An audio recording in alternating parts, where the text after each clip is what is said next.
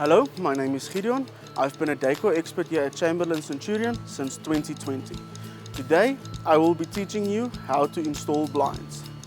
Before I start, the tools that you will need to install the blinds is, first off, your drill and your drill bit.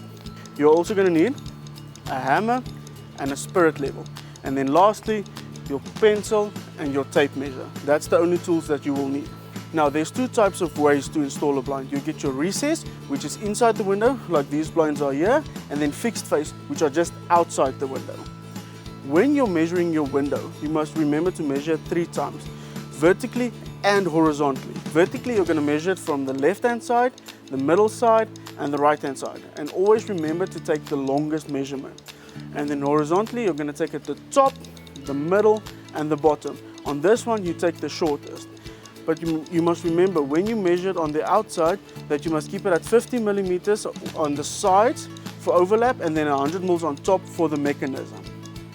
When installing the blind, you must take your brackets first and place them on the blind before drilling it to the wall, so that you can see exactly where to place your bracket.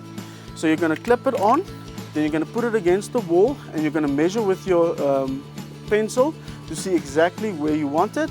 You're going to take it off, then you're going to put the bracket onto the wall. Once the bracket is placed onto the wall, you can just clip in your blinds and you hook it on and you're ready to go. Thank you for watching. For more expert advice, you're more than welcome to visit any of our 9 Chamberlain stores. Chamberlain's, famous for hardware since 1903.